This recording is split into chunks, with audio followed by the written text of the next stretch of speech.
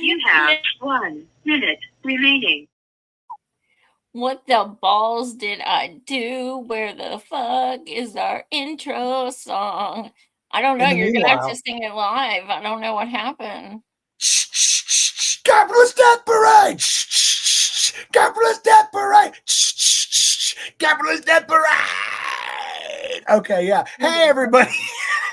It's the Capitalist Death Parade with your favorite people in the whole wide world, Joy Marie Mann and Josh Radio Hedge. It's a podcast where we discuss the dystopian hellscape of capitalism that we call home. And sometimes we just say, get rid of that intro entirely, right?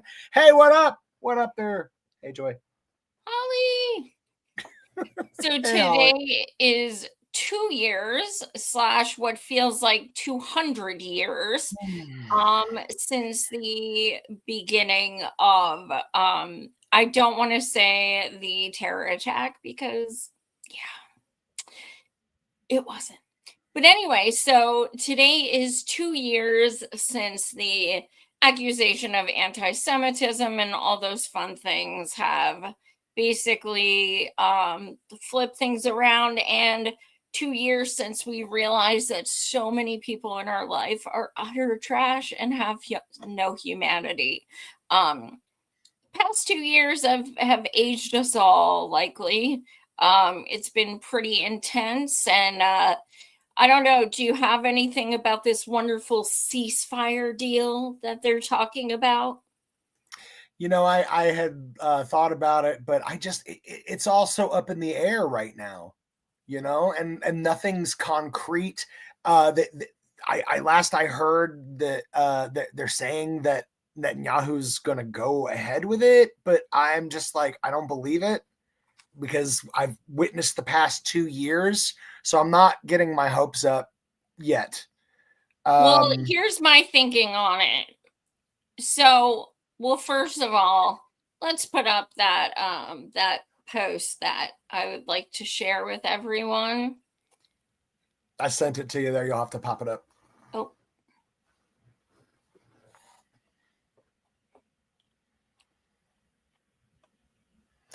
But yeah. Yep. Bring them home. This is what's up. Bring them home.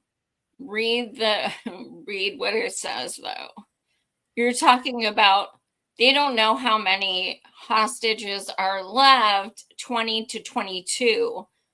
There are over 10,000 Palestinian hostages, thousands of which, over 7,000 of which, have been there for years without trial, without anything. They have been in prison, some of which because they were daring to cross the wrong street, kick a soccer ball over the imaginary lines that the terrorist state of Israel basically drew, doing things like that.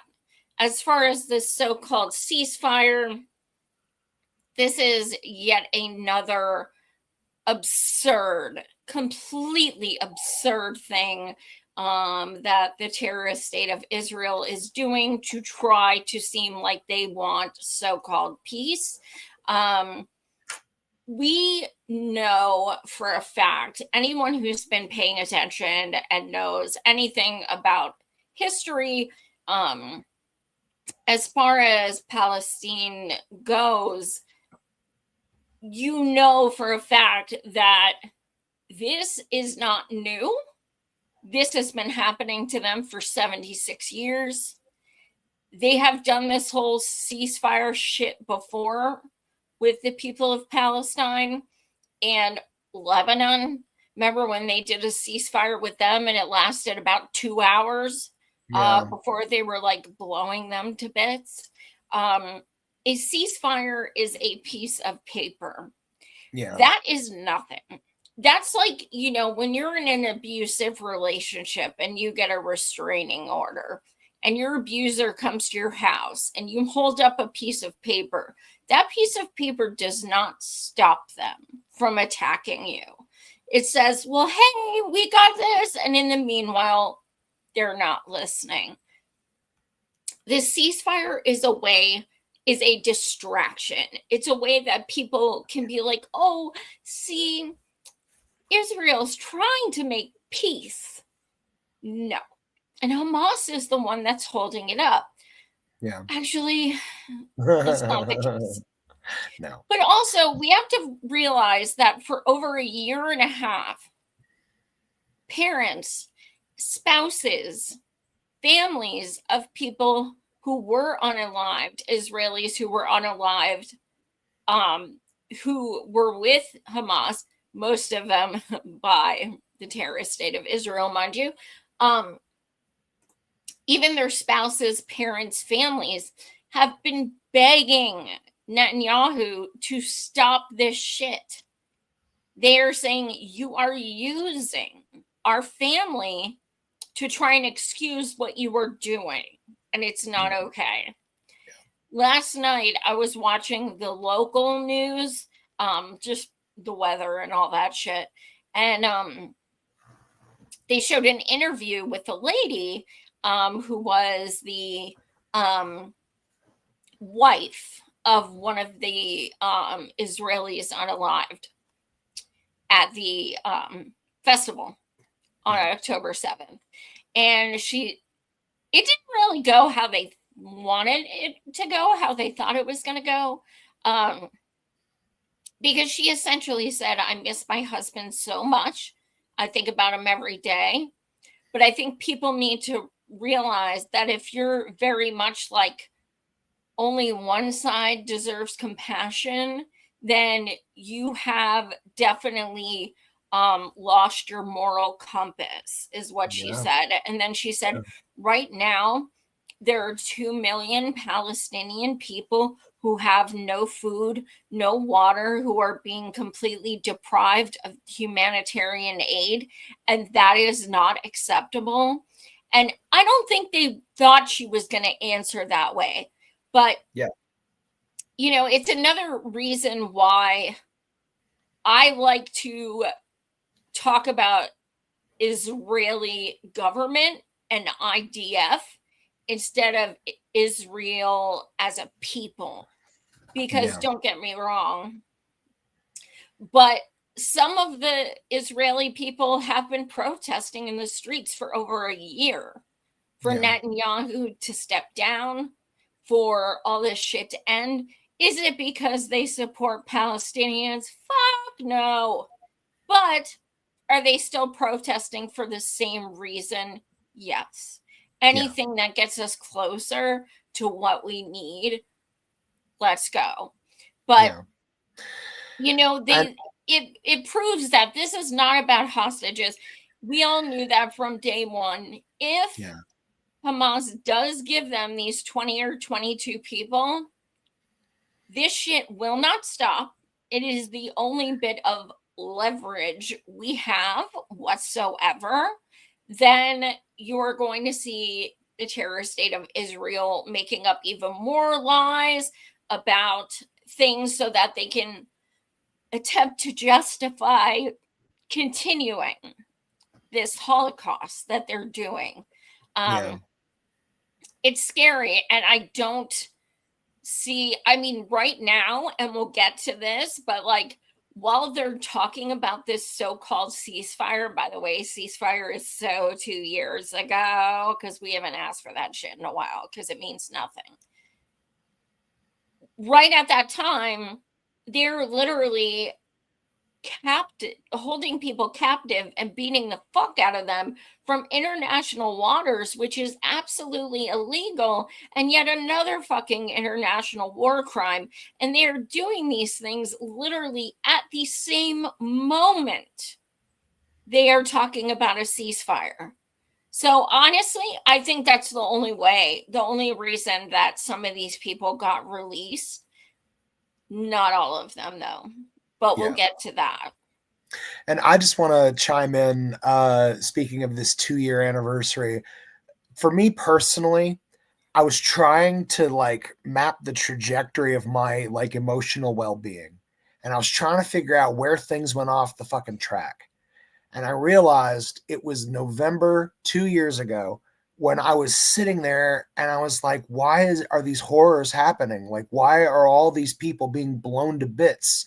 Why is this happening? Where's the international community? What is happening right now? And that was like the foundation of this collapse of my faith just in basic humanity, that like we see these images, clearly there will be an international response.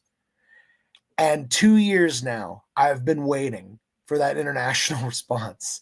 And it has only gotten worse and worse. And I wanted to mention this. I didn't include it in the show because it's a lot to cover, but I would advise anybody watching, go ahead and Google the Hannibal Directive.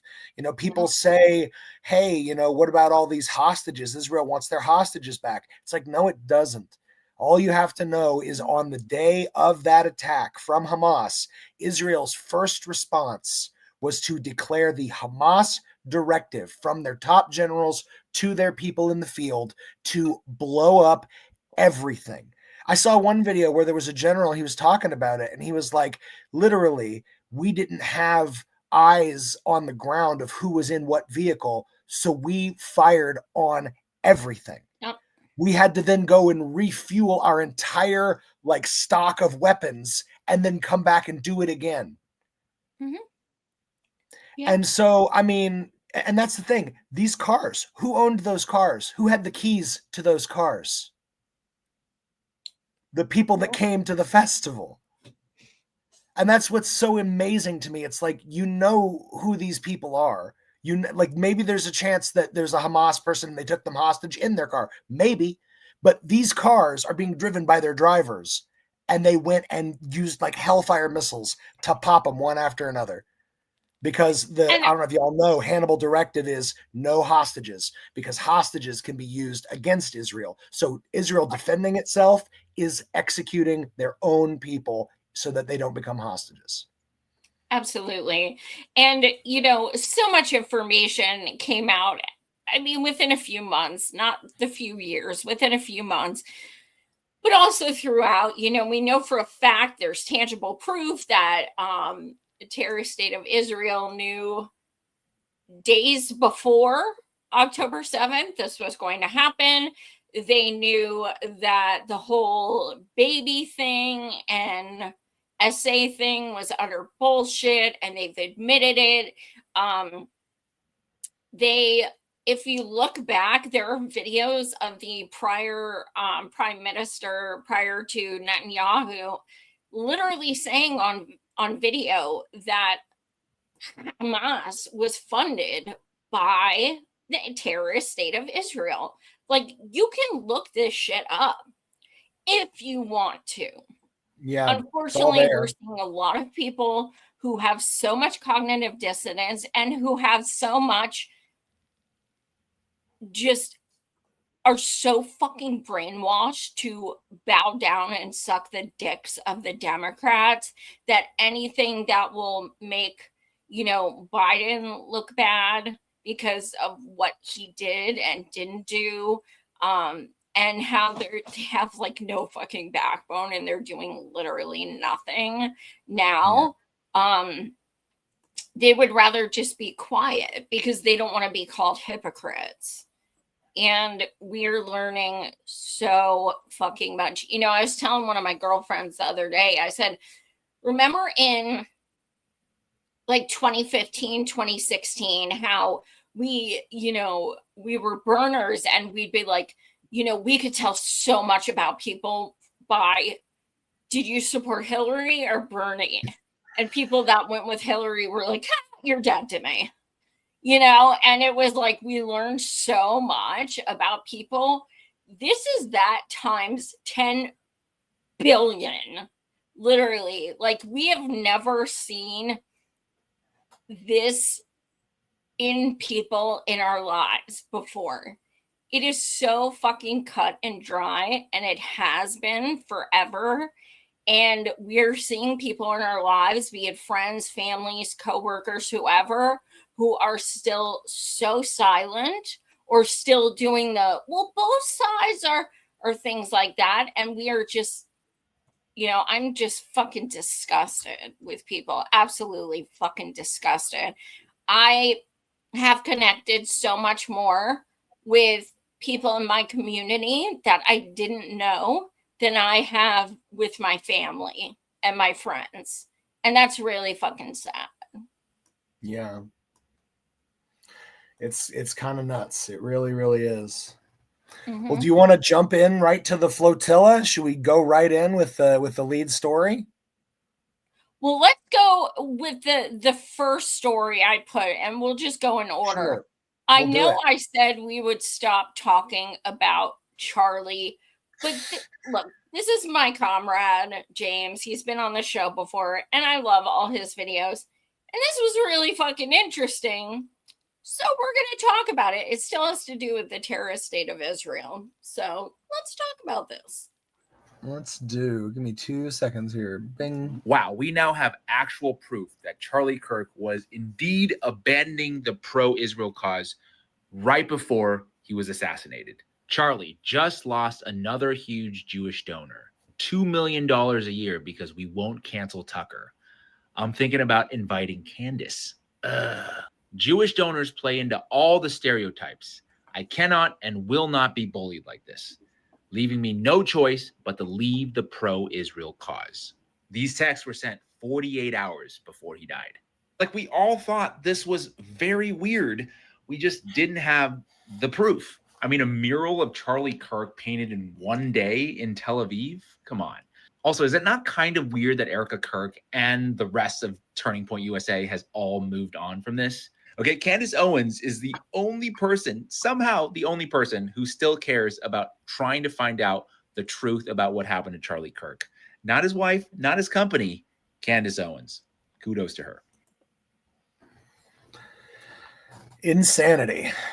It is. And like, okay, the last few weeks before he was unalive, he said a lot on TV, even before we knew these texts came out today. He said a lot on his show about how we were not allowed to criticize Israel and how it's unfair and how he wants to know how things happened on October 7th. And he has genuine questions about why things aren't adding up, things like that. So those things we have videos of. We've all been sharing them for weeks. And then this on top of it, but let's say aside, those things that we've seen on camera, why in the flaming fuck does a terrorist state of Israel put up a mural for this man who has been questioning their behavior and questioning October 7th and questioning why they are above reproach and questioning why we cannot criticize them? Why within hours are they doing this like mural on a building?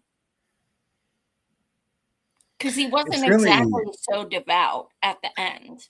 No, it's something really amazing about it. It's like this. I think it's the Mormon faith that does this, but there's a thing where you can get like your body basically blessed post unaliving, like where they can do some sort of like ritual to like try to. Not a lot of religions offer this, but I'm mentioning it because that's what it feels like. It's like he's gone, he's done, and Israel's like, now how can we do some sort of ritual over him and make him a part of us, like make him a Mormon ipso facto, which is the idea. The whole thing is so weird to me, so weird. And then what about them like writing "We're so sorry, our condolences" the day before it happened? That was kind of weird. Did that happen? I hadn't heard that one. I had not heard. Oh yeah, one. it's a little weird, but he is completely satanic, so he may be psychic. Who knows? Possibly. He's a little scary. Let's pop up this next one here. I believe it's Candace. 3 people told me off record. 2 people who have this in a written communication from Charlie.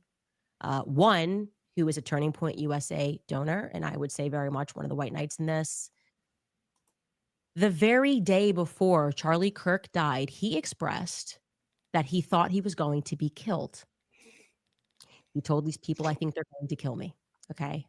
He did not express that to me. So I am telling you this based off the testimony of 3 people. And I am saying this because I hope that these people who I think are good will be inspired to come forward with that. Again, those conversations I had were off record. I honor that. If I say it's off record, it stays off record. But I'm hoping that watching what I am doing and feeling the energy that is rising across the world for people who want to know what the heck happened on 9/10, that, they will be brave and they will say, yeah, Charlie did the day before he died think that he was going to be killed, and maybe tell us, who is they? Well, for once and for all, who is they? Who is the they that he thought were going to kill him? Now, to answer. I mean, honestly, I'm a whistleblower. I'm represented like by Government Accountability Project, because as a whistleblower, my house is on the line for East Palestine, Ohio. However, I gotta say, I don't know if I'd come forward, whoever these 3 people are, because if you have proof he was unalived by terrorist state of Israel, you're gonna be too. So I don't know, maybe they can like send screenshots of texts or something, but I really wouldn't come out personally. See, and I know that she counts Kirk as a friend. I know that. For me, I don't trust her. I do not trust this woman at all, because she's said some pretty outlandish, awful, and untrue things in the past. And then I ask myself, is she being sincere, or is she trying to sensationalize for more clicks? I don't know with people like her, because she's known for sensationalization. So I struggle. I do. I get that. I think that I have seen a different side to her since, 2 years ago. I think that, I'm not, and I know we've talked about this before, I'm not like as concerned about why she's saying stuff as I am the fact that she's using her bajillion platform with a bajillion people to say these things that matter. If she's doing it for clicks, it still matters. It's still planting the seed. It's still getting the word out. Her and Tucker Carlson still fucking blows my mind to say this, but both of them still are more right and more ballsy than all of the Democrats combined. Not like I never had on my my bingo card that I would like anything either of them did, but I'm very much, I can, I think we all need to separate things. Like, even though I don't agree with them on their beliefs for other things, as far as Palestine and terrorist state of Israel, I do agree with them. And I think we need solidarity as far as that goes. The local group I've been in for 2 years, the Harrisburg Palestine Coalition, when we do events and stuff, we don't say, what are you registered as? How do you feel about this? How do you support Palestine? Awesome. We're brothers and sisters. On the topic of Palestine, I'm like 100% with folks like Candace or Carlson, because at the end of the day, they are forwarding the thing. And I would say this, I appreciate that she's bringing light to the topic. My issue is it's so hard to take a lot of weight behind anonymous sources. It just, because I've been there though.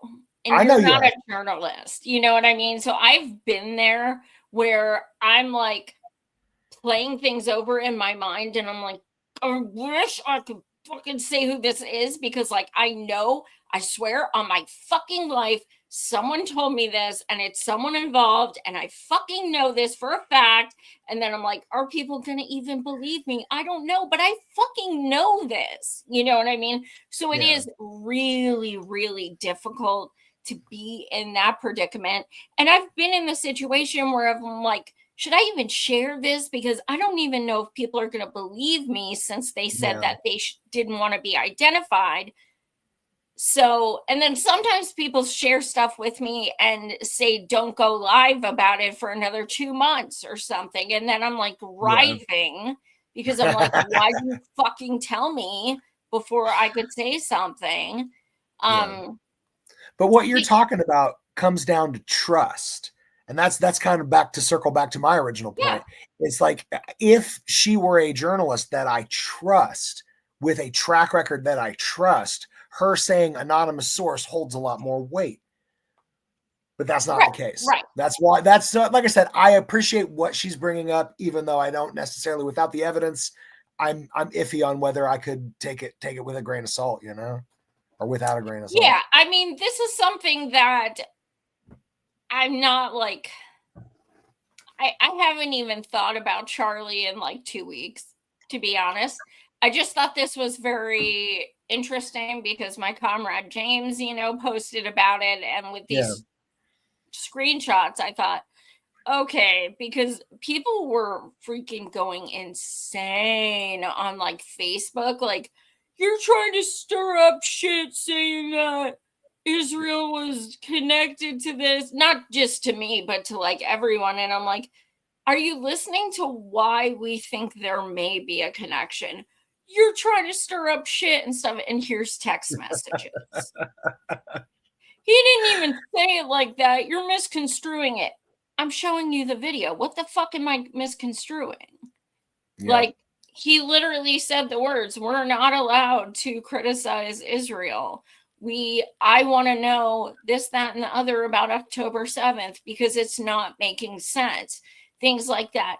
That is the worst thing you could say about Israel, and especially if you're an ally of theirs and then begin questioning them. That is like, holy fuck. Like, that is the worst thing in the world, because it's not like you've always hated them. It's you've been like, sucking dicks and giving money and all of these things. And then all of a sudden is like, yeah, I'm going to start talking the truth about them though. Holy shit. They don't like you now at all. You are enemy number one. So is what she's saying accurate? I don't know. Sure sounds feasible.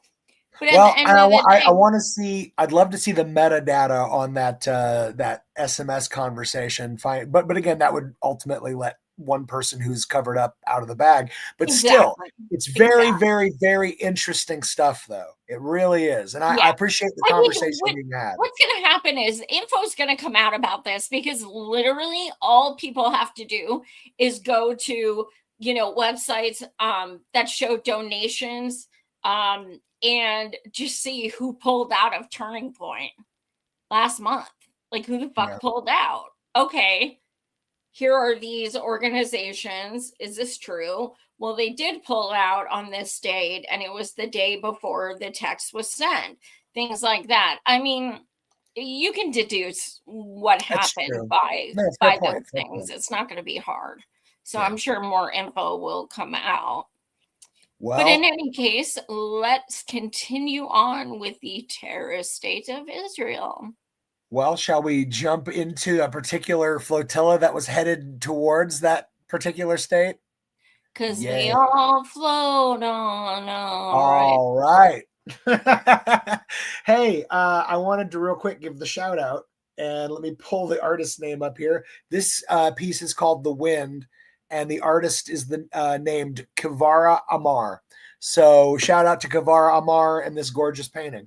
We used it for okay, I understand. I'm mostly blind. I get it. But I did not know this was a painting. Yeah. She is, I mean, that looks like a photo. Look at her face. Yeah. Is that fantastic? Absolutely just beautifully done. Absolutely incredible. Well, let's jump in, shall we? Let's see here. Let's jump in first. I would just like to give, because I find it humorous, the Donald Trump reaction to Greta, because I really got a chuckle out of this. On Israel. Israel government has been arresting and reporting activists that were traveling to Gaza. Today, Greta Thunberg, for instance, also some. Well, she's just a troublemaker, you know. I mean, she's no longer into the environment now. She's into this. She's a troublemaker. She has an anger management problem. I think she should see a doctor. She needs anger. If you ever watch her, she's a young person. She's so angry. She's so crazy. Now you can have her. You can have. She's just a troublemaker. Oh my God. I can't. Well, you know what? For someone who defended Elon for having autism, come on now. Come on. Stop being so fucking ableist. She has autism, you asshole. Just with trouble. Guess what, twat waffle? Environment goes hand in hand with this Holocaust because the number one fucking, polluter of the environment is war. So how about that? Yep. Troublemaker. She has no power. You have all the power. So her troublemaking is literally getting on a boat with baby fucking formula. In this instance, Trump is like the old person that always turns out to be the villain in the Scooby-Doo movie. And he's all like, Greta Thunberg, you've ruined my imperial plot. You know, it's like, that's the troublemaking he's talking about. She's making trouble for empire and their right to genocide. Which is, I'm going to be straight up. I did not think they would let her out alive. I didn't. I worried. Because I think, she was the most famous person. And I think if you really want to send a message, and she's done multiple flotillas. Yeah. But yeah. And Holly chimed in that she was happy that Mandela's grandson was released. So that's cool. Yes. Yeah. Boy, that's got to be wild when your argument is these people, including the grandson of Nelson Mandela, these are the villains. We're just trying to starve these kids in the most peaceful way possible. God damn. Because they're all Hamas, all those babies. Yes. Holly, I don't know if you know this, but they actually, Palestine actually had a bronze statue of Mandela. It's beautiful. I mean, it was beautiful, but yeah. So it was pretty special that his relative got to do this. But yeah, a little aside. Well, and I wanted to mention some of the details of what Greta and some of the other activists went through in their detention. So this is from the article. Greta Thunberg went through torture in Israeli custody, fellow activists say. Last week, Greta Thunberg and 436 other activists, lawyers, parliamentarians were arrested and detained by Israeli officials, sailing as the Global Samud Flotilla, a coalition of 42 vessels attempting to deliver humanitarian aid to Gaza in the midst of a 16-year naval blockade by Israel and Egypt. And then it goes on to say that detainees described threats to their lives and beatings and claimed they were denied access to food, water, sleep, and medication. At any time that any of us called a police officer, we risked that 7 or more fully armed people would enter our cell, as they did on mine, pointing us with weapons at our heads, dogs ready to attack us, being dragged to the floor. One Spanish activist told Reuters, an Australian delegate reportedly notified his country's officials that he was slapped to the ground and his arm was dislocated. Yeah. And then, as you know, there was the Turkish journalist and what he had said. Let's see. This was Ezrin Selek told local news outlets that Israeli forces dragged little Greta by her hair before our eyes, beat her, and forced her to kiss the Israeli flag. They publicly humiliated her and targeted her specifically because she is a well-known figure. I think, this is, I don't know if other people feel this way, but I gotta admit, when I was hearing about, the beating and pulling her hair, I was like shaking and disgusted. But when I heard they made her kiss the Israeli flag, like I thought I was gonna fucking vomit. Like, to me, that's like doesn't that feel like a scene out of like Schindler's List or something? Yes. A lot of people don't know this. I only saw one report, and it was over a year ago, where Israelis and IDF were actually branding the Star of David on the Palestinians that are being held hostage in their prisons. I've seen a few like right on their face. They would like heat up somebody's like little necklace Star of David, and then they would like burn it onto their face. It's incredible stuff. It's truly, I mean, I don't know how you couldn't draw a parallel. I mean, yeah. Well, we also now have Greta's response. We have a few of them. You have one. I had another one. This was a more calm and collected one that came later, but I'll pull this one up. Recycling their old arguments and smear campaigns to justify their atrocities without addressing the evidence of them committing a genocide. But the world sees through their desperate lies. Terrorism is defined as the calculated act of using violence to incite fear in a population for political control. Is that really what this peaceful humanitarian mission carrying food, medicine, baby formula in line with international law was doing? One can really ask who the real terrorist is here. And I stand by what I have said and stood for since I became an activist at the age of 13. I will continue to fight for a free world, a world free of all forms of oppression and racism, where we put human and planetary well-being over short-term economic profit and geopolitical control for a few. And that might sound naive, but I would any day choose being seen as naive over having double standards and not doing anything in the face of injustice.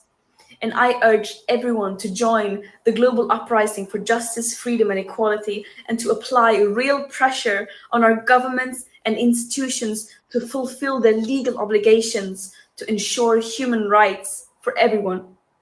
We have truth, morale, international law, justice, love, history, solidarity of the world, as well as basic fucking common sense on our side. The war criminals have hate, lies, and weapons. Justice will prevail. Free Palestine. Yeah. Getting me all misty over here. Yeah. And I really fucking love how supportive her parents are. She gets shit because her parents are well off. I don't know why. I don't know what they do, but whatever. I mean, so she was born into money. I'm not sure why she should be penalized for that. She should be, it would be a problem if she acted, entitled and such, but she is using her privilege to actually stand up for people who are being, repressed. And I don't think we should hate on that. For some reason, Republicans, I mean, mention her name to Republicans online, and holy fuck, she triggers them so bad. Yeah, like it's weird. It's so fucking strange. Yeah. Like, she's very tiny, and she looks very young, and she has balls bigger than all of them put together. And I think that, I think that's very daunting for them, but man, do they get triggered. Yeah. Well, I wanted to, maybe I'll throw this on just real quick. because I meant to bring it in earlier and I'd forgotten, but I thought it was important. Speaking on how we need to all be, lending our voice no matter what the cost. So right now, Zoran Mamdani is getting dragged by both the establishment Dems and the Republicans for his statement about the 2-year anniversary of October 7th. And I don't agree with everything he said here, and I'll include that at the end, a great little response from Aaron Mate. But this is what Zoran had to say, and I thought a lot of it actually was pretty on point, even though I don't agree with everything he said. He says, 2 years ago today, Hamas carried out a horrific war crime, killing more than 1,100 Israelis and kidnapping 250 more. I mourn these lives, and I pray for the safe return of every hostage still held and for every family whose lives were torn apart by these atrocities. In the aftermath of that day, Prime Minister Netanyahu and the Israeli government launched a genocidal war, a death toll that now far exceeds 67,000, with the Israeli military bombing homes, hospitals, and schools into rubble. Every day in Gaza has become a place where grief itself has run out of language. I mourn these lives, and I pray for the families that have been shattered. Our government has been complicit through it all. This must end. The occupation and apartheid must end. Peace must be pursued through diplomacy, not war crimes, and our government must act to end these atrocities and hold those responsible to account. These last 2 years have demonstrated the very worst of humanity. We must answer it by modeling the very best, a relentless pursuit of our higher ideals and an unwavering commitment to universal human rights. Okay. Like I said, he got a few things wrong in there. That's why I wanted to bring up what Aaron Mate said in response, which I thought was fantastic. He said it's important to be factual. Hamas did not unalive those 1,100 Israelis. Israel killed some of those Israelis by enacting the Hannibal Directive, which states that Israel would rather kill or unalive its own people than have to negotiate for those people's release, by releasing some of the thousands more Palestinian hostages that are currently in Israeli captivity. We don't know how many Israelis were unalived by Israel because Israel will not allow an investigation. Also, hundreds of the Israelis that were unalived on October 7th were soldiers enforcing the siege and imprisonment of the Gaza concentration camp. Zoran's laudable opposition to Israeli genocide is not served by adopting or failing to challenge some of this propaganda used to wage it, which I thought was really a very smart response on Aaron's part. Absolutely. Yeah. But anyways, I just wanted to chime that in because I really did. I still appreciate that. Like I said, he's taking it on the chin right now from both sides of the electable parties. Because what are you doing criticizing Israel on October 7th? And it's like, because of what they've done since October 7th, which is absolutely something to be criticized. It's very Bernie Sanders to start the post with Hamas. Yeah. And, he said some things in interviews that are disgusting. Like, yes, Israel does have a right to exist. They can share the land. Things like that. Yeah. Are you fucking kidding me? You're saying the word genocide, but you're also saying that. So which fucking is it? Because when you're campaigning is the time to, be the most raw. Yeah. I expect people once they're elected to just turn into fucking frauds. But you're already he's like Bernie in the sense that he's trying to play it safe sometimes to not get attacked as much. But the fact of the matter is they don't like your ass. So you might as well go hard because they're gonna attack you regardless. So go hard. You're like, well, I mean, no. What's that sign say? I hate a neutral ass bitch. Yeah. Well, I don't think he's being neutral, like I said, because right now he's getting shit from both parties. But he could have definitely pushed harder and actually thrown some of the real facts and figures and numbers into that statement. But I'm just grateful for, again, the conversation just keeps moving in the correct direction, regardless of how hard the unanimous push to stop that change in the guard allowing the genocide to continue. I don't know. I'm grateful for every step, even though I know it's still not a leap. It's a step. It's not a step. This is like the epitome of incrementalism. Like, I'm going to say it, but like not really say it. Like, he was protesting and shit before he started running. Like, you can see videos of him like calling out like Israel and saying shit that he would never fucking say now. Well, he can't. I mean, that's the thing. At the end of the day, you can say that like AIPAC's days are done, but what about all these other donors who have their red lines and they are still being fed propaganda from groups like AIPAC or ADL, et cetera? So at the end of the day, like if you say, hey, hundreds of thousands of people, they'll say, where do you get that number? And it's like, you're right. We can't verify it because Israel's not allowed any international press in there for 2 years. So well, that's another thing. He said 70 something thousand. That's been proven wrong for over a year. Yeah, I know. They were saying over 300,000 months ago, and now they're saying over 700,000. So where did all these people go? Why are you minimizing these lives? Because he fucking did. That number hasn't been used in over a year. I know. It's the Ministry of Health or whatever, and ultimately that's that 49,000. Yeah, and that number ultimately is such an undercount. It's beyond like reason because they don't have the resources to be able to like categorize and find every person that is unalive because a lot of them are still trapped under rubble. B, there is the just insane amount of just people who are passing from other things. That's the thing. This number counts IDF unalived this person, put a check mark.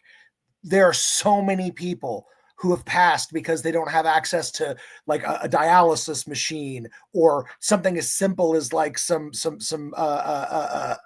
antibiotics because they got an infection on a cut or something. Like that sounds insane because we live in a first world nation where you don't have to die from a small cut because you have sanitation and you have bandages and you have, Neosporin. That's not the case where they are right now. And so like anything that you deal with, if it's in any way medical, can now be a death sentence. That's crazy. And that can't be calculated until we get people on the ground to be able to try to start the calculation.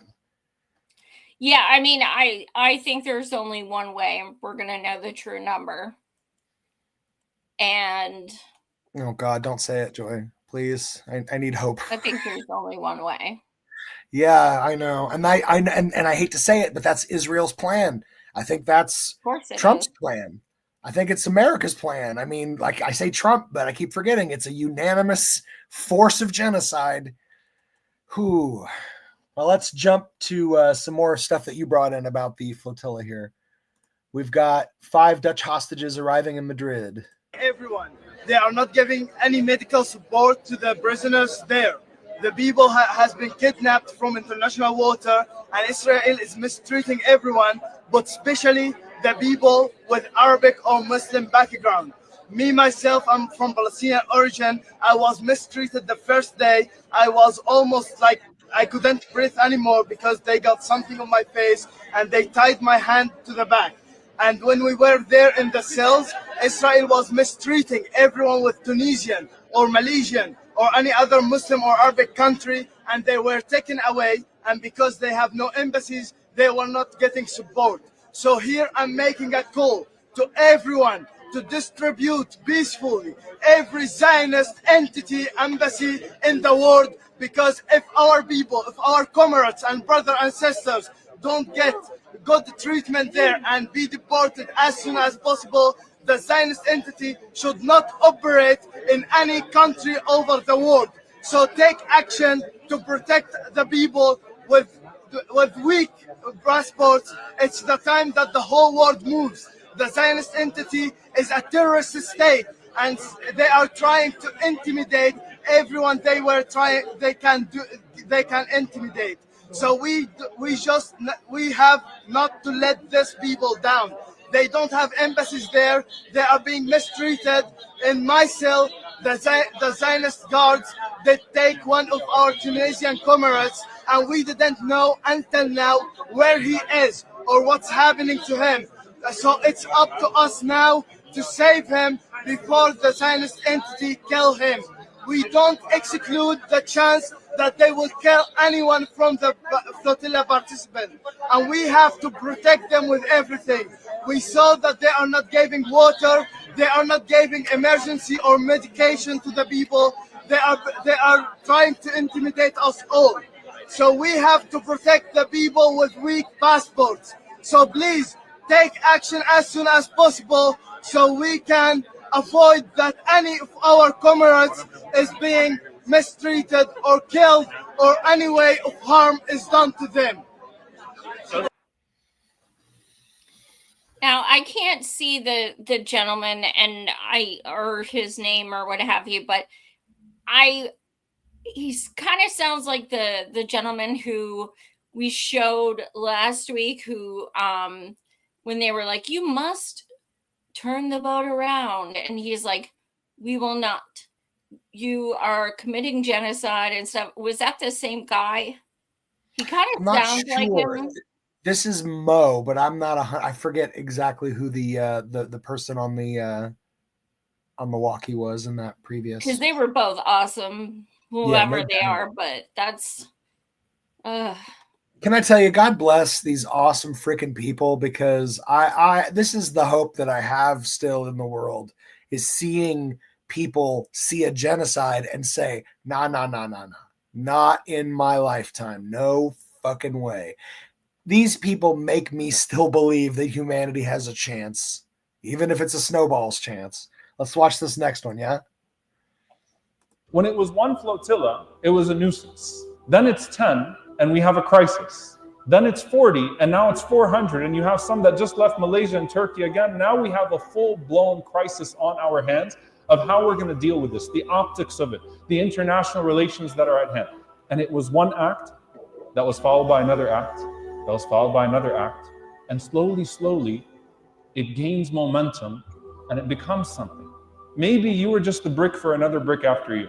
Maybe you weren't the point, but it was what was going to be built on top of you and after you and around you. One wave at a time, one dua at a time, one donation at a time, one stone at a time, one at a time, to where something gives, and then it all comes down bi'idhnillahi ta'ala.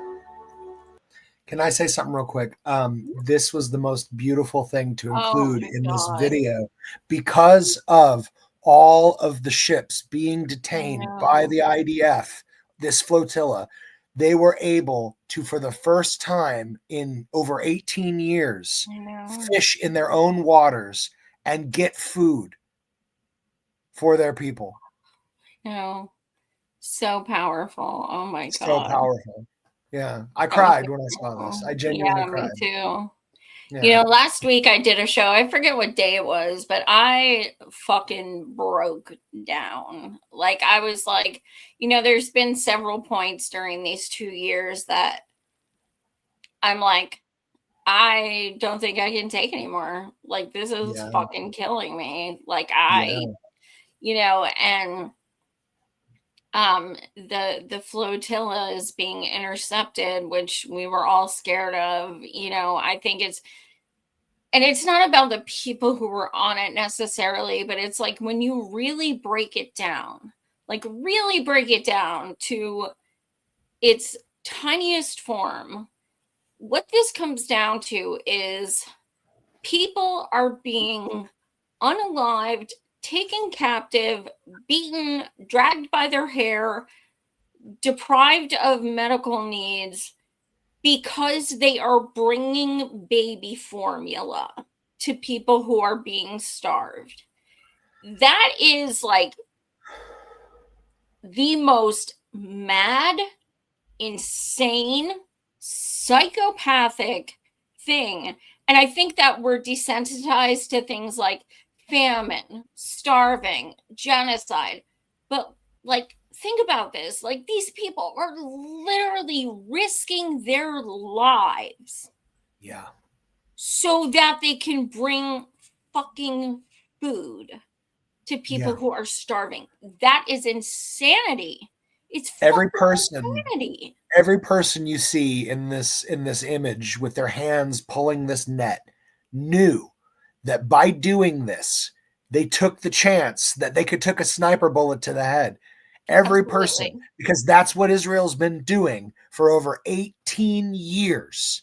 Anyone that tries to fish in that water gets, well, I mean, anyone that's Palestinian, they get shot. And so, I mean, it's incredible. An act of feeding your community as an act of resistance. Yeah. Wild stuff. Wild stuff. And these brave gentlemen, they had an opportunity and they took it, knowing that they may be the ones who have to sacrifice their lives to do it. But I can't imagine the feeling of holding that at that water. I have goosebumps. Like, I mean, man. It feels like if there were new chapters written to the Quran one day, or that one day if they added a new chapter, stuff like this would be talked about as like the miracle of the flotilla that let us fish from our waters for the first time in 18 years. Like, that sounds miraculous. Truly. It does. It really does. It's the miracle of people led by their hearts doing the right thing. Man, I love. I said it. I love.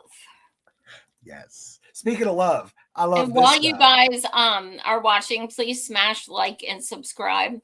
Yes, my love. As a Westerner and as a white person, I would have some degree of privilege if I ever found myself incarcerated by the Israelis. But to come face to face with the level of sadism and inhumanity that they display was really quite shocking to me. I mean, in the 5 or 6 days that we were incarcerated, no access to doctors, no access to medicine, no contact with the outside world, no lawyers, no yard time. And one of our comrades, I don't think he'd mind me saying, a 75-year-old man trying to bring baby formula to a besieged population, was taken out of his prison cell at 2 o'clock in the morning, guns pointed at his head, and all he was asking for was his insulin. They wouldn't give the man insulin for 3 or 4 days. In my opinion, they were very happy to let him die. So it's not even a patch on what Palestinians are going through. But that was on my mind the whole time. I was thinking, if they're treating me like this with the passport I have and the privilege I have, imagine what they're doing to Palestinians in prisons, many of whom are children. And I can't countenance that my government or any Western government still has diplomatic relations with a state that kidnaps humanitarians in international waters and brings them to a torture prison camp and denies them their basic human rights. You know what? We didn't get water. We were drinking toilet water for 3 or 4 days. If anyone in Ireland or anywhere thinks that's a normal state, then I don't know what else to say. Yeah. Wow. Oh, I love him so much. I'm gonna meet you one day, damn it. No, I mean, feel the same. I'd love to meet this guy and have a laugh about toilet water. I want this to be behind him. I think that's the most awful thing I ever heard. That's just insane. Well, you haven't got to that point in my book yet, have you? Because Temujin's no stranger. I hate this is torture state. Huh? I hate the torture state.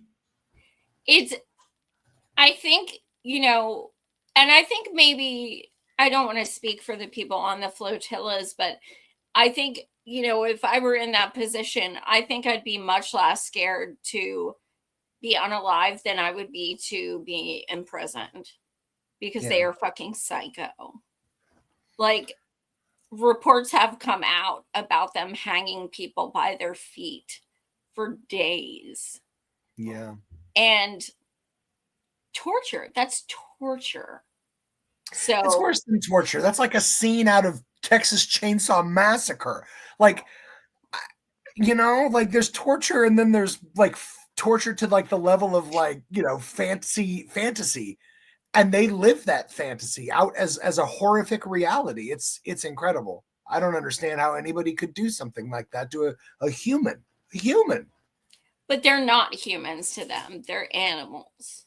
I guess, and you can do that to an animal, I guess. Well, let's bring up. And I digress, and I didn't put this in there, but the one girl, and I forget her name, but she said that Hamas are star PED her with their eyes. That girl. Yeah. She just came out and said that the terrorist state of Israel, IDF soldiers, did physically are her. Yeah. So I forget who said this, and now a lot of people say it, but every fucking lie is a confession. Every fucking one. Well, Palestinians do not need to lie because they literally have this hell happening to them. Yep. Oh man, they're forced to live truth. Man, oof. Well, let's check another Greta here. Just across the water from here, there is a genocide going on. A mass starvation committed by Israel's murder machine. Keep your eyes on Gaza. We have global media reporting about this mission. Where is global media when it comes to reporting about the hell they're going through in this genocide? Where is global media when it comes to holding war criminals to account? When it comes to defending their journalist colleagues who are being systematically targeted and killed, risking their lives reporting about the situation in Gaza? This genocide is being enabled and fueled by our governments, our institutions, our companies, our elected officials who are supposed to represent us. End your complicity, everyone, end your complicity in this genocide. Be human. No one is free until Palestine is free.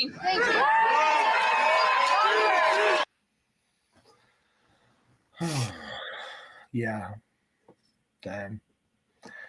I like that girl. I think she's the bee's knees. I said it. Bee's knees. The bees actually don't have any knees. So I stopped saying that. I'm sorry. Thanks, Debbie Downer. I appreciate that. I'm sorry. All right. You heard it here first, gang. Your dreams crushed, courtesy of joy. I have no suspension of disbelief. Like, I drive my husband insane because we'll watch a movie and I'll be like, actually, that wouldn't have happened because blah, blah, blah. And someone said the bee's knees to me years ago. So I looked it up and I'm that person. Joy's one of those people who's like, actually, unicorns can't shoot lasers because they never existed. Well,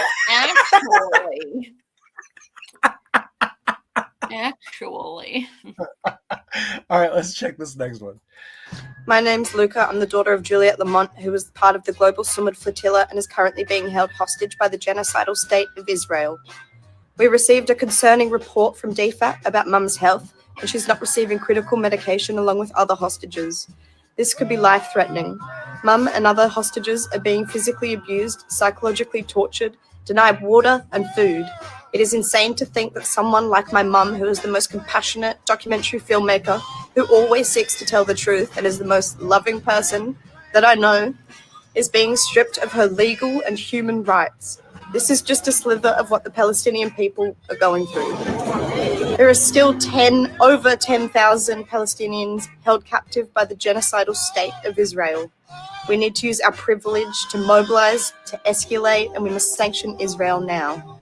This flotilla has exposed the lengths that the genocidal state will go in order to continue their colonial war crimes and inhumane treatment of innocent human beings. The Australian Labor government has failed Mum and other Australian humanitarians by not adhering to Australians' obligation under international law or their recently announced commitment to humanitarianism. Albanese and DFAT have left us hanging. We've heard nothing about Mum. Albanese and Penny Wong haven't even said a word. Albanese, where are you? Man, oh man. Look at that restrained, like, just, oh God, just, oh my God, I feel for her so much. You know, she's a queen but like, how proud she must be. Yeah. Like, oh my God, man. No doubt. How proud she must be. But yeah, that must be torture. She doesn't know what's going on. I think they said, I saw a video earlier, and I want to say out of 400 something captured, there's like 160 still imprisoned. Yeah. Yeah. Oh, it's a thing. Here is the speech that she gave, which fiery as all hell, upon landing after being released by Israel.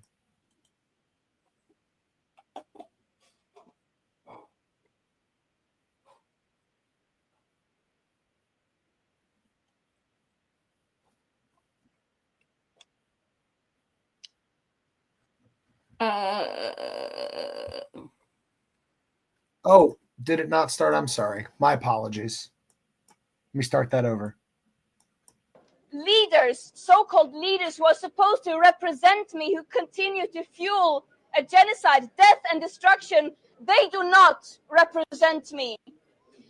And this is a last resort. That this mission has to exist, it's a shame. It is a shame.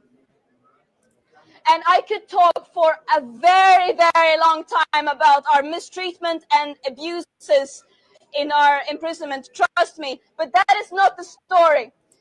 What happened here was that Israel, while continuing to worsen and escalate their genocide and mass destruction with genocidal intent, attempting to erase an entire population, an entire nation in front of our very eyes, they once again violated international law by preventing humanitarian aid from getting into Gaza while people are being starved. And we want to also emphasize that we do not only need humanitarian aid to enter Gaza, we need an end to the siege, we need an end to the occupation and the oppression. This action was challenging our extremely violent business as usual that is preventing these war crimes from happening. And that is what this story is about.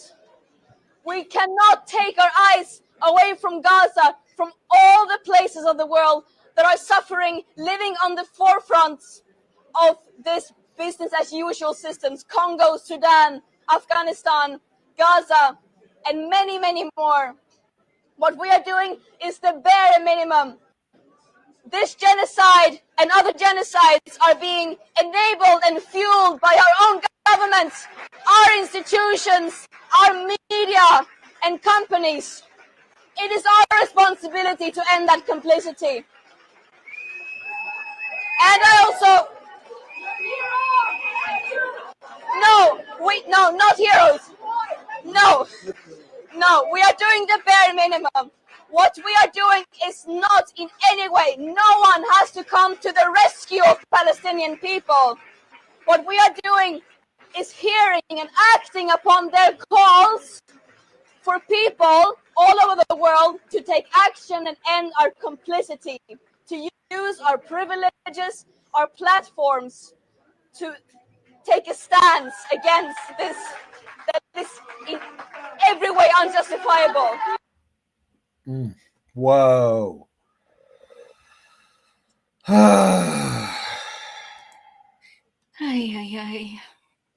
So you want to see the awful other side of what Israel's trying to portray the good Flotilla folks is doing? Oh, well, I mean, the one that I sent. Yeah. I mean, it was going to be a gem. This is the only one I found, but I'm sure there's more. This is a gem, though. It's a gem. Truly. Buckle up. So this Zionist lady recently tried to expose the Gaza Freedom Flotilla by claiming that the boats didn't actually have any aid on them. Hi, everyone. It is Lizzie Savetsky. I'm reporting to you live from Greta's Flotilla, where 44 boats were intercepted yesterday, allegedly bringing aid to Gaza. Let's go inside. I'll give you a tour. Margarita machine and some empty bottles. Yeah, hold on, lady. Let's take a closer look at those empty bottles. The labels on these products are written in Hebrew, which means they come from Israel. So you're telling me that Greta Thunberg brought Israeli products from Sweden? Or did you just plant them here so you could push your dumbass narrative? $7,000 has been deposited in your account. She also claims that there was paraphernalia and needles on the boat, but I guess they were too lazy to actually plant any because she never shows it. I'm just surprised that this is a real person because she looks like AI. And usually when you see a female Zionist who looks AI, it's just some Indian guy running a fake account. Like this one here, for example. And no hate to Indian guys, unless you do this. Anyone who does this should go straight to Gulag. Do not pass go. Do not collect $7,000 in your account. So this is nice. Dude, they said they had Coke and stuff. I can't. Oh, that's so Wait, good. I'm sorry. Who was putting pills in the food going to Palestine? I'm sorry, who was that? Yeah. I remember that. We got one more Tucker vid, and then we'll jump to the next thing here. We talked about the woke right. He said, I call it the woke right. It's almost unbelievable that he said that on camera. Imagine, this is a foreign leader bragging about how he's censoring Americans. Again, this guy runs a country of 9 million people that's totally dependent on our tax dollars to exist.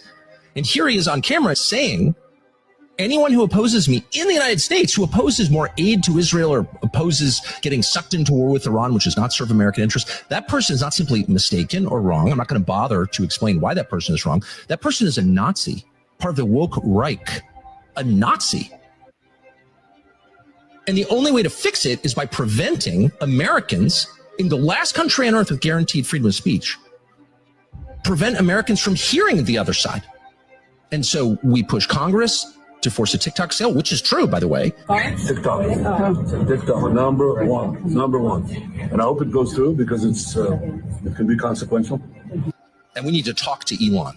So we have to talk to Elon. Free speech is central to the entire idea of America. In fact, it's really the only thing that sets us apart from any other country on earth.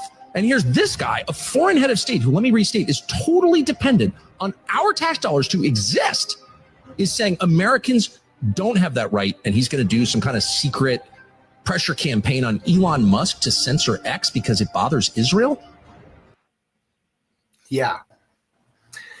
Which, by the way, I would like to back that point and be like, I don't understand how anybody is still on X. It boggles my mind. Like, I am. And you know why? I know you are. You know why? Why? Because I have like 26,000 followers, and that's the only place I talk to people. That's the only place. Facebook is Facebook. Yeah. I tell you, I'm not on there anymore. I'm not on X anymore or Twitter because I made a joke about Joe Biden that apparently was too real.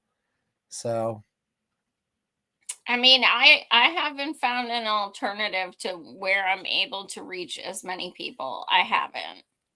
I don't like it. It's, I don't like it, but what happens if literally like that, what he says, what Netanyahu out of his own mouth said, we're going to pressure Elon to do this. What if that happens? I mean, what do you do when you can no longer talk about Palestine on your Twitter account? What do you do? Well, then it's worthless to be on it. I mean, obviously. It just blows my mind that we're even like in this place and heading that direction. It's insane. Well, can I jump to, I'd love to hit some Chicago stuff, if I may, real quick. I don't know if you've been following the insanity happening in Chicago. Let's jump in. I don't know. Oh, let's check this out. So I wanted to start with this article because, of course, cops lying, big surprise. Mm-hmm. Attorney says video undercuts Department of Homeland Security's account of Border Patrol shooting in Chicago. An account given in court on Monday by the attorney of a woman who was shot several times by a Border Patrol agent really makes it sound like the agent tried to unalive an anti-ICE protester in Chicago, and the Department of Homeland Security lied to cover for him. said this one researcher referring to U.S. Immigration and Customs Enforcement and the Department of Homeland Security. And then later on, it goes to give the details. Listen to this. This is mind-boggling stuff. It says body camera video of a Border Patrol agent involved in the shooting of a woman who is allegedly chasing agents in Brighton Park over the weekend shows an officer saying, "Do something, bitch," before pulling over and shooting the woman 5 times.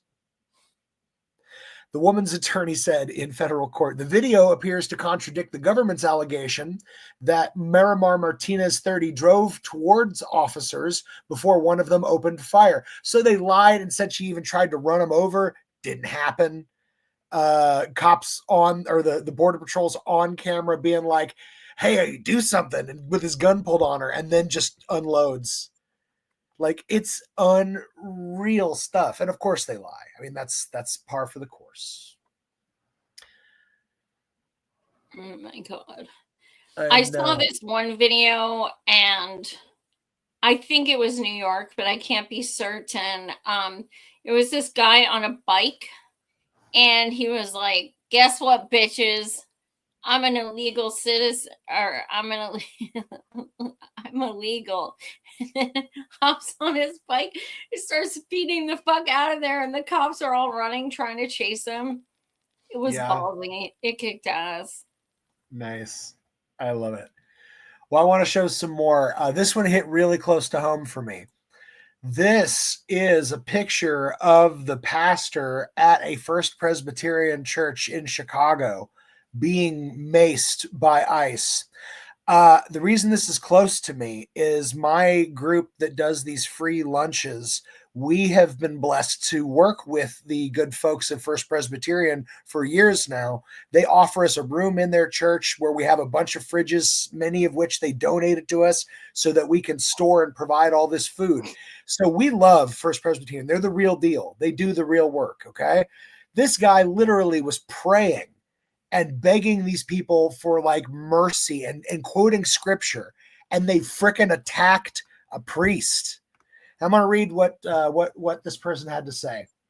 They said, "Don't think that you're safe just because you're a white Christian citizen. This week in Chicago, ICE agents sprayed mace in the face of a minister while he was praying, a pastor kneeling, eyes closed, asking for justice. He wasn't undocumented. He wasn't resisting. He wasn't a threat. He was praying. This is what happens when a system built on fear runs out of others to punish. It starts turning on its own. It starts seeing compassion as defiance. And before long, the walls it built to keep others out start closing in on everyone inside. If a praying minister isn't safe, none of us are. But maybe that's the wake-up call we need, because silence won't save us. Solidarity might." So, yeah, that one. It reminds me of during No Dabble, when indigenous peoples were in prayer circles and being sprayed with chemicals, and also bowled over with huge water pressure from like fire hoses and stuff. Yeah, it's absolute insanity. Like, even as someone who's not religious in the least, that dude's not trying to hurt anyone. It's just, oh my God, it's so gross. Yeah, I want to share another photo with you. Like the photo that we're looking at right here, this is going to be in the history book. This next one, when I saw it, my first thought was, this will one day be in children's history books. And this is a federal agent pointing his weapon at a woman for recording him. And I mean, everything is said in this photo. You can see the rage in his eyes, but the fear at the fact that he's being filmed. He's being revealed for what he is doing, and it terrifies him. So much so that he must make that feeling stop. And he has a gun. So, hey, 1 + 1 = 2, I guess. I don't know. I saw this photo and it genuinely just like shook me to my core. You know, I don't know. This is history you're looking at, people. History. And here's another one. Another image for your history book. They wrote to go along with this image of the community standing arm in arm to protect people at the courthouse. It says, to all the restaurants refusing ICE service, the hoteliers locking their doors, the tow truck drivers trailing their vehicles, with tears in my eyes, I say thank you. I love this town. Stay salty, Chicago. And this is what you do. This is it. This is how we fucking fix this shit. By standing literally arm in arm. You know? It's like the dock workers, you know? Yeah. During a general strike. It all comes down to money. Hit them in the pockets. Indeed. And I just wanted to throw in something fun so we can have a little giggle. But this was my favorite thing from the Chicago protest, which is, of course, my good friend, the anti-fascist frog.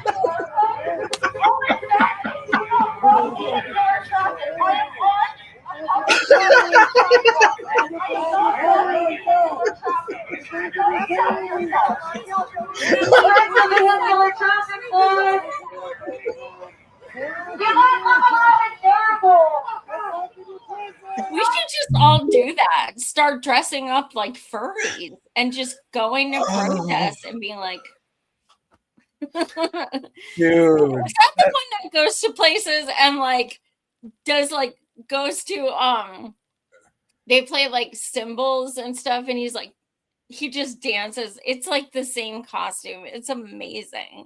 What anti-fascist frog? They've been going around all over the country to various like ICE protests and twerking in front of the ICE officers. Got shot numerous times with projectiles. At one point, I had the photo, but I took it down. But it was of the ICE using their mace and spraying it in the air hole on the backside of the suit, which made it look like it's its butt. And they're like, and people are laughing about how they're macing the anti-fascist frog's butt. It's some pretty wild stuff. I don't know. Oh my God. I just hope they weren't using it as lube. Oh God. I like frogs. I'm into bestiality. We have one that last frog rocks. I love that frog, and I got such a tickle out of watching it. But we got one last one from you for a Jeffrey update. You want to throw that one up? Yeah. Let's do it. Hey, Congressman. What's going on? What the fuck is up with Mike Johnson sending everybody home during a shutdown? You know what? This is an Epstein vacation that these guys are on. We are closed now for, almost a month. People aren't getting paid. Troops aren't getting paid. Essential services are not being provided. And why? Because they don't want to swear in a member of Congress would be the next vote to release the Epstein files. Well, why don't you get back to work? Do your job. People are suffering. Stop covering up for the president. This is a cover-up Congress, and people want us to work, period. Okay, how do you do, fellow kids?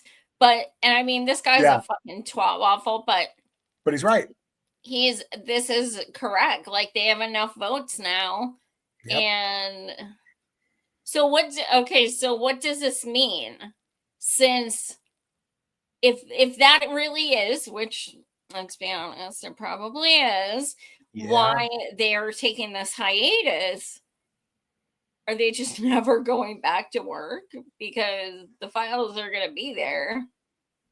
Well, if we're going to get conspiratorial, here's where I'm at. You look at what's happening with Venezuela, with all these horrific strikes, unaliving all these folks on these boats. You look at this rolling out of freaking National Guard to blue cities all across America. all of this is trying to elicit a response so that they can then respond with something even more intense. And in doing so, distract from this Epstein thing that much further. Because ultimately, you'd say to yourself, how can we go on? Government can't just be shut down forever to protect the Epstein files. Well, it can if we're in martial law. And I think, honestly, that's the intent. I think that's Trump's plan. And I'll leave it at that. I mean, that's exactly what I'm thinking, because if that is why, which...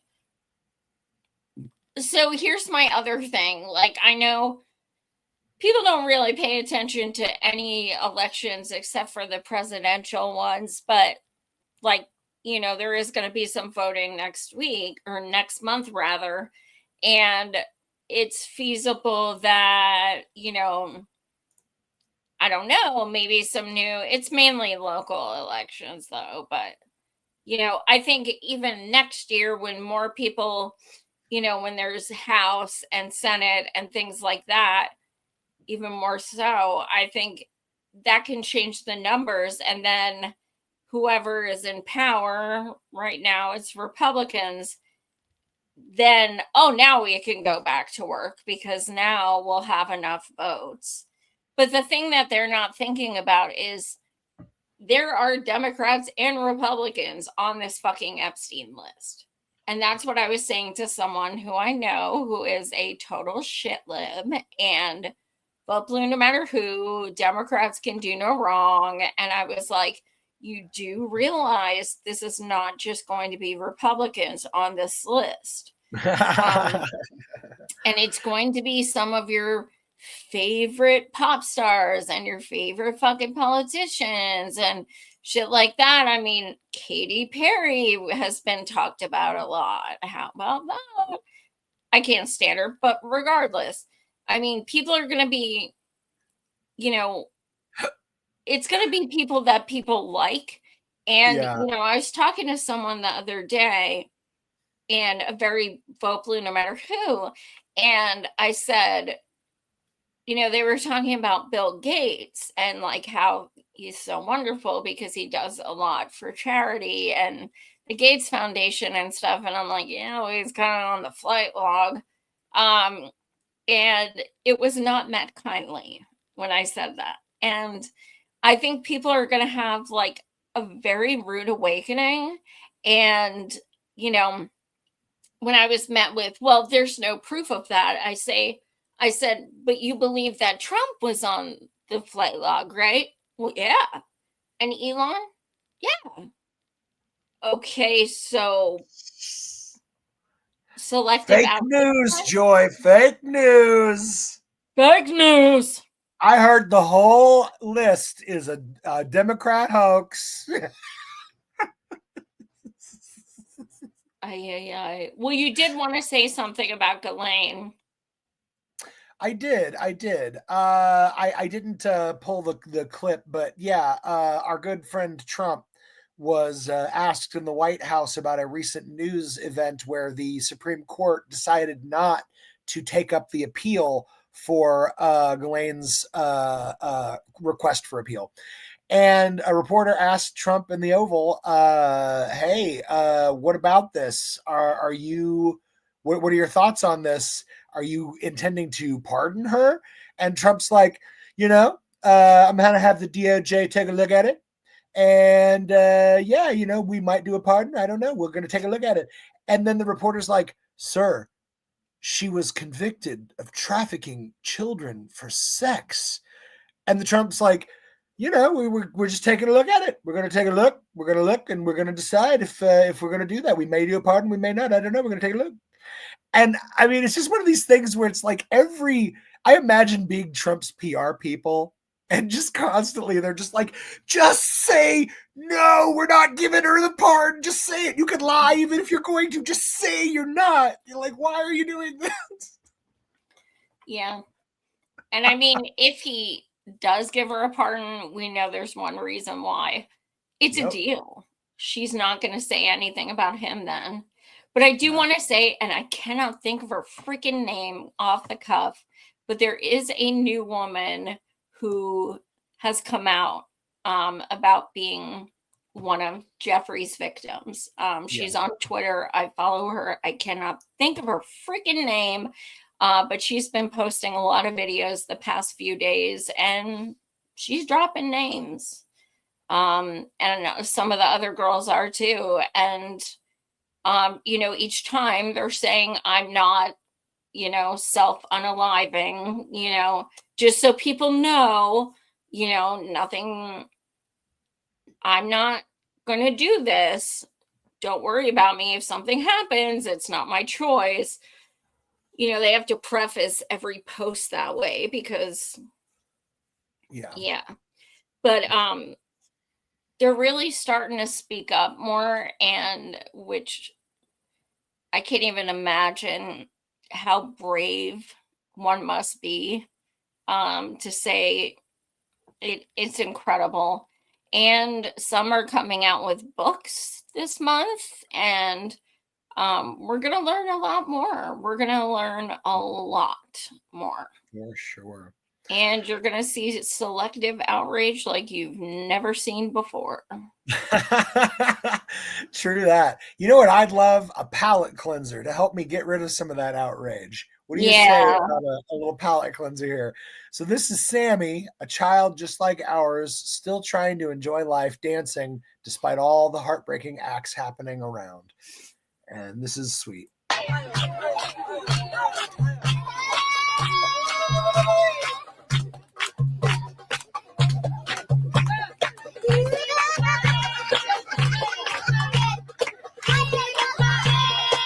يلا سامي سامي سامي سامي سامي بتحبوا مين بتحبوا مين بتحبوا مين بتحبوا مين وحبيبكم مين وحبيبكم مين هلا هوب هلا هوب. It's so beautiful. And I posted about this a number of times, but no matter what Palestine is going through, I swear to you, you will never find a shortage of kids playing, hugging, dancing, even if they only have one arm. They're always playing, and it's incredible. It is incredible. Of course, there are countless ones in pain and in missing their families and things like that. But there is no shortage of videos like this. And it shows the Palestinian spirit. And it's another reason we know we are on the right side of history, because this is absolutely beautiful. Yes. Thank you for sharing that with us, Joy, because that made my day. Before we wrap it, we do want to mention our Grand Marshal of the Week. Before you say yours, I have this is my proof of why Van Jones is the worst person in the world, aka our Grand Marshal of the Capitalist Death Parade. Are you ready? But isn't part of that because we had to fold everything into critical race theory, and somehow the Middle East became part of, I see it differently, and I love this conversation because I think people, those of us who went to college, give a lot more credit to college courses for how the world works than I do. This is not about critical race theory on college campuses. This is about Iran. Iran and Qatar have come up with a disinformation campaign that they are running through TikTok and Instagram that is massive. If you are a young person, you open up your phone and all you see is dead Gaza baby, dead Gaza baby, dead Gaza baby, right. Diddy, dead Gaza baby, dead Gaza baby. Like, that's basically your whole feed. So that's not DEI. That is a geopolitical adversary that is deliberately trying to divide the West against itself. Yeah. Whoo. Doing his tight five about dead Gaza babies. Man. Now, look, he's not saying it's fake footage. He's not saying it's all the same footage. He's not saying it's, pulled out of context. He's just saying they're showing it. Shame on them. Yeah. They're gaming the algorithm by people sharing what they're doing. What they're actually doing. Yes. Yeah. Yeah, so he's my nomination this week. Grand Wizard, Clan Jones, as someone said, if we're making him, then we're making Bill Maher, because I hate that motherfucker with a passion. So Let's let them do like a three-legged race together off the cliff. I think I'm cool with that. Yeah, let's do that. They're both trash. The thing about Van Jones, though, that's so interesting is I saw him speak at a big event with Bernie that I went to. It was like a weekend-long event in Chicago. And it was in, I want to say 2018, 2019. And he went so hard. Hillary lost because she has no clue who the people are and blah, blah, blah. And he went all hard about all this stuff. And I was like, he is fake as fuck. And he has these moments like throughout the years where he will go hard and he will act like he's this like anti-establishment. Like, I am this cool dude. I'm a young guy and I am so, I agree with all these millennials who are saying, fuck the system. He'll have these moments, right? But then like he has these moments more so. Yeah. I mean, that's the kind of gross shit I expect to hear from like the absolute worst of the far right. And instead we get it from Van fucking Jones. Yeah. Well, there it is, folks. The company you keep, and look who he's sitting next to.